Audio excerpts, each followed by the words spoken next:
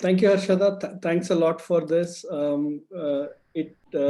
the honor for inviting me to this gathering. And when I was invited to give the keynote, I was little I was little scared, to be honest. I was a little nervous to be among all the great academicians here, the scientists, the work they have done. I was reading about them, the authors whose books are subject of PhD research. Um, so many of you must have read so many books, much more than me. And I was little taken aback to this audience. What can I share? And that too as a keynote.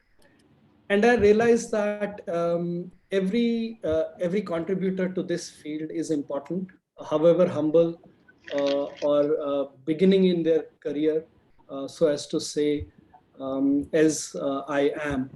And I think one of the reasons all of us should be here contributing is because we have dared to imagine. We've dared to imagine what's beyond us, what's beyond our reality, and what is possible. And that imagination is very important. Most importantly, that courage to put down that imagination, share it with others, becomes very important. And with that thought in mind, I felt that maybe I should get started about who I am, um, what kind of courageous activities I have done. They're courageous to me. They may not be courageous to many of you because there are much more achievements that a lot of people here have to show. But I'm hoping that I'll inspire someone who is like me, not to get intimidated, not to fear imagining, not to fear dreaming, and not to fear sharing, and take opportunities like that were offered by Rajasthan government to attend workshops, to write, and to make a space for Indian science fiction in the world. I started my journey as a teenager during the troubled times in J&K. I don't need to go there into much of detail. We all know. But what changed me was that I ended up in a city called Indore. For me, living in J&K, I did not know about Indore, but I somehow reached there. And I was shocked to see the melting pot that city is. I don't know how many of you are here from Indore or have been to Indore, but for someone whose state had laws that people from outside cannot come and settle in, for someone who came from a state where people who have been living for 70 years were not given citizenship, a state which believed that they were so unique, they were so special, that if someone is coming in, it will spoil our culture, it will spoil our purity. Coming from that kind of mindset, when I landed up in Indore and I'm seeing Marathis, Rajasthanis, Tamilians, I'm seeing people from, because of its proximity to every part of India, kind of living in same city, going to same eateries in the night and eating. It really changed how I understood the world. It really changed how I understood humanity. And from that, I ended being in IT. I ended up in US, and now I'm not just seeing people coming together from different parts of India. I'm seeing people coming together from different parts of world. And I went to temples which were run by South Indian communities. I had no idea. No one really cared, and it was a temple more than a religious place. It was a place for social gatherings. So many weddings, birthdays, all kind of Indians, any kind of region, any kind of religion, were gathering there. And this became a totally next level of melting pot, because among them were other country people. And all of this kind of opened up my mind to the possibility of technology, first of all, because I was there because of technology, and technology has become this great leveler of humans, a great levelers of our contributions. It doesn't matter where I come from, who I am, what my heritage is. It matters what I am bringing. And if I could bring technical excellence, I could be somewhere. And that was a different change, a whole different. And then what happened is, because of my technical experience, I ended up in a physics research lab called Fermi Lab, where quite a few subatomic particles were discovered.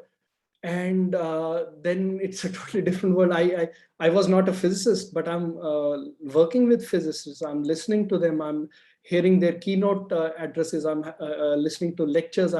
I'm seeing Nobel laureates, Nobel physics winners just next to me, and I could shake my hands with them. It really blew my mind. And through that, I got an opportunity to work at CERN, where the next generation of physics experiment was being built. And that took the whole experience to a different level. And through my career, through all the countries that I've had great, experience to travel to, and all the learning that I had, I was able to express it in form of 3 books. 2 were a collection of short stories and science fiction, and 1 was in my core area of competence, which is product management.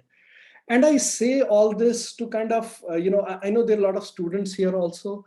I was also a student. I was looking at all the great professors and all the great achievers. I was like, "Mera kya hoga? What will happen to me?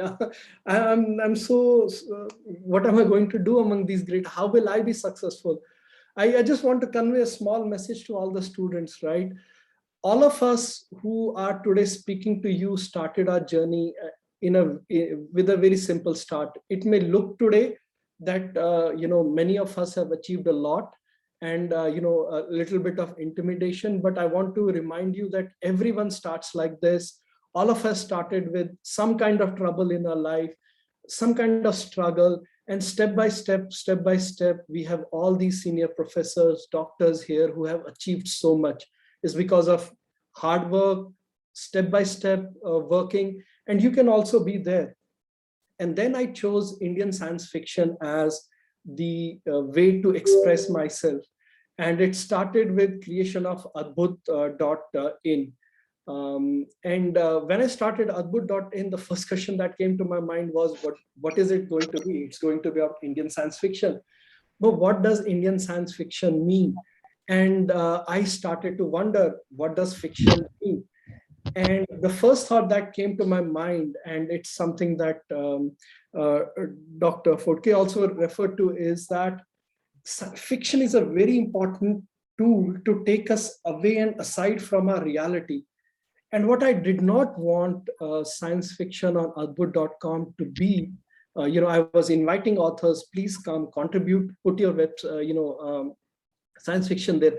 I did not want it to be a thinly veiled commentary of today. I wanted it to be a totally reimagining of tomorrow, where someone who's stuck in the reality of today has an aspiration that, the future is going to be different. Open up a new thought process in their mind, open up a new dream in their mind.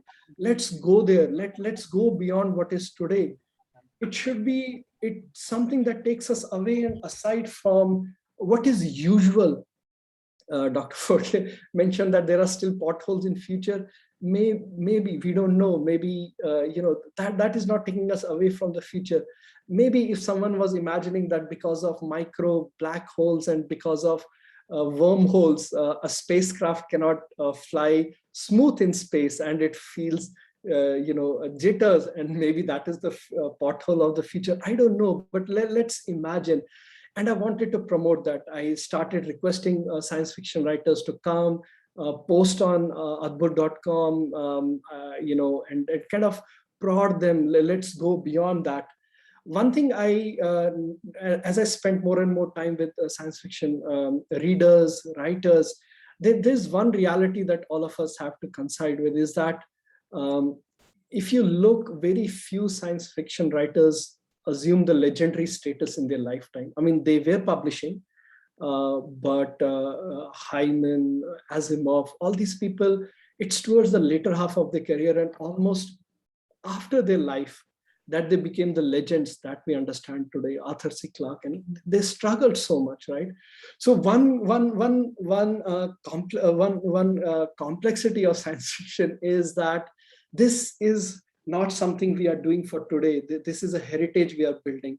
This is something we're building for future, right? And And that is what we should kind of keep in mind, and try to avoid the short-term acceptance or short-term lauds by creating something which appeals to the present rather than create something that appeals to the future. I mean, Dune is such a big thing today. There was a story by Rabindranath Tagore about an alien coming. These stories carry so much of meaning because they are not placed in their reality, in their time, and they were not expected to maybe make sense to people at that time. And that is something I think is a great tool to help us think about the fiction beyond. And then I started wondering about science. Now, what does science mean? And there I started realizing is that the fiction, which is coming from a place of knowledge, has much more legs. And I started realizing Arthur C. Clarke, Stanley Kubrick. I read an article where he visited various research labs. He actually, anecdotally, I've heard he has come to Fermi Lab and he saw all the computers in the Fermi lab and said, yeah, but they don't look futuristic. While they were, but they don't look futuristic because he was trying to build the HAL interface for 2001, right? So science fiction comes from this knowledge of science, and somewhere we have to really take that seriously. I know there are a lot of English literature students here. This is an interdisciplinary conversation. There will be people coming from chemistry. You folks have to learn English and the language and the expressions. So you have to come from that place of knowledge. And those who are in English literature, you have to understand the physics, the biology, the geology beyond these science fiction to appreciate what is being created. And science fiction, if you, I spent a lot of time with physicists in US, and you will hear this from people everywhere, all across the world who are interested in science fiction, who become great scientists. I got interested in because of Star Trek. I got interested in because of Sputnik. And there are these famous popular culture moments that happen that inspire people to think about science. And somewhere this is very important for Indian science fiction, not to just be a literally output, but to be an output that actually helps us, which helps us teach science, remove the fear of science. So many friends of mine who have taken humanities because they were scared of physics and formula. I wear these t-shirts. Some of them have formulas on it. Some of them have physics diagrams on it. And I go to the mall in this. I want people to get comfortable. Physics, it's not intimidating. I have some of them which has chemical formulas on it. We have to become evangelizers and teachers of scientific thinking. And scientific thinking is not that if a scientist thinks something, it is scientific thinking. Scientific thinking is if it's thought in a certain way, it is scientific thinking. And that becomes very important for us. We have to be forward thinking. There is one thing that is in the back of my mind, which I've not been able to find answer for, is how much of science fiction is technology fiction and how much of it is science fiction? Because as called out by various folks who have talked, and I'm sure others, a lot of the things that we're talking about is technology.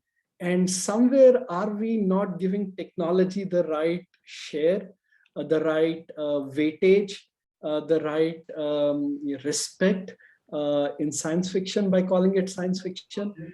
Because I've heard it from many technologists that they feel that, hey, do you mean to say that if I'm not a scientist, I'm not part of the science fiction world, but technology is also important. So this is one thing which is very, as a curiosity to me. And then came the important question, what is Indian? I'm going to write about Indian science fiction. I'm going to invite to people about writing about Indian science fiction. What does Indian mean? Does naming of name matter? Instead of Mark, I put Muthu. Instead of Jose, I put Jose. Instead of Dave, I put Dave. I mean, I don't know, does that make something Indian? Or is there something that we feel when we read it, it gives us a feeling somehow inexplicably that this is Indian. Is the context Indian? Is the city where it's happening, maybe a future version of Bangalore, I don't know. Written by an Indian, maybe, but if someone comes and says that I'm not an Indian, maybe I'm an American, I was an Indian, well, welcome. Someone comes and says, like our inaugural address, right? Someone says, hey, I'm not an Indian, I was never born in India, but I have so many Indian friends. I understand the mythology, I love it, I want to write about it. Welcome. Then what does Indian mean? Is it because of the language? Are we going to, if anything only is written in an Indian language, Indian origin language, then it becomes an Indian? Well, maybe, or English, the English we are speaking is not really the English that a lot of people in Anglosphere will understand, but all of us understand each other, right? We prepone things, we do so many things, right? Should we think of English as an Indian language and go beyond the Anglosphere? I have no answers to this, but I want to share it with you. A lot of great minds here. These are the struggles of people who are thinking about Indian science fiction. There are a lot of academicians, there are a lot of students.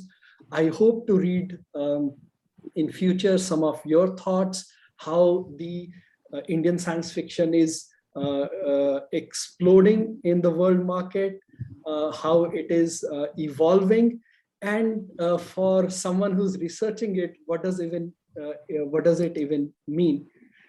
And it's very important to understand why science fiction. And all of us here, I'm talking about something to people who all agree with me that science fiction is one tool that can transform India. Probably it's not the politics. Probably it is, not the industrial policy. Maybe it is just the science fiction that will transform all of us, because we hear a lot about what is wrong with us as a country, with us as a society. We battle with it. Some of us face the brunt of it. Some of us, because of our wealth and background, are protected from it. But we all are aware of it, especially people in groups like this.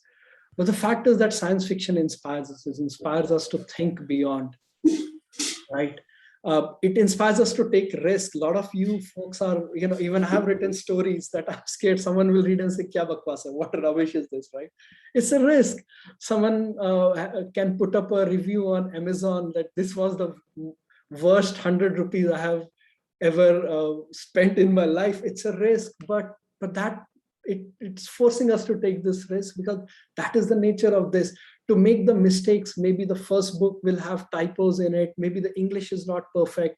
Who cares, right? It's just forcing us, the science fiction thoughts in us is forcing us to write.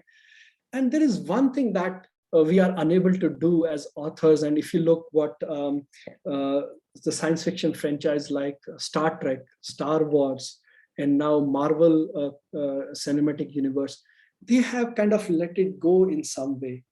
The original authors, Stan Lee, and people who created Star Wars, Roddenberry, who created Star Trek, these people let their IP, while they protected the IP because that's the business of it, but they let their thoughts grow, and fan fiction came up.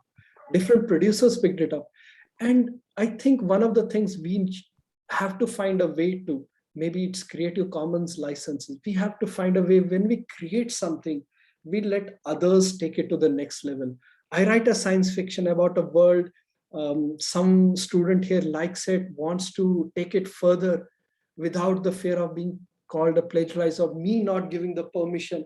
Maybe by default, when we Indian science fiction writers at this stage, we say, you know what, as long as you attribute it, as long as you maintain some discipline, as long as you don't break the rules of this world that have created, go forth and create as much as you want, create these new mythologies, create these new worlds.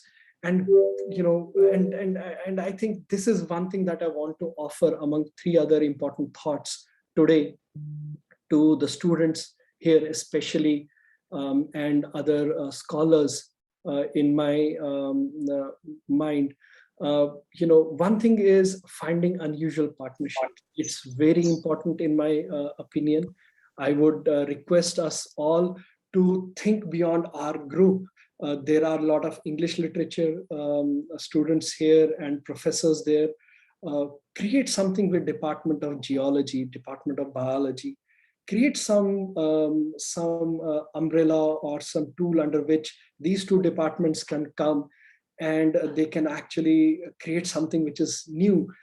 There are people from physics background, there are scientists here. Talk to your nearest English literature scholar and say, hey, what kind of tools can we do? Talk to someone who is studying Marathi. Hey, what kind of language tools can I use to tell my science fiction so it appeals to Marathi native thinkers, right?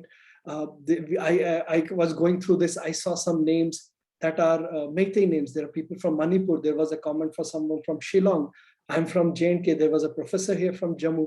We are such a community. Let's create these one-to-one unusual partnerships and say, let's create something together. Let's bring together these two different cog. Let's a circle as a triangle, and let's not try to fit into each other. Let's try to create something totally new that creates a totally new world for everyone. Dream your own Brahman, right? It's the whole universe, right? I would suggest is, a lot of story science fiction, for example, Isaac Asimov's robotics, they became such a big thing because it came from three rules that set the rules for this whole universe that was created. So I would request a lot of science fiction writers, when you write about the science fiction, create some rules that this is the reality of my universe that I have created. And as I said, share it with others and set it free. Let others build on top of your universe. Promote fan fiction. Promote people who can write on top of what you have created. And because it's, I think, our responsibility more than people coming in future, because we are the ones who are setting up a whole new generation of science fiction entrepreneurs, so as to say. Before I close, I want to acknowledge that some attribution, the icons that I've taken, I wanted to acknowledge them. I have shared my email ID. Some of you are reaching to me directly. I'll share, I'll share it with you folks directly also. I would love to hear any feedback, if anything, for me to learn from all the great minds here. And if anyone has any questions, I would be honored to answer them. I apologize for have taken little extra time. Thanks for patiently listening to me. I'll mute myself now and hand it over to the organizers. Thank you.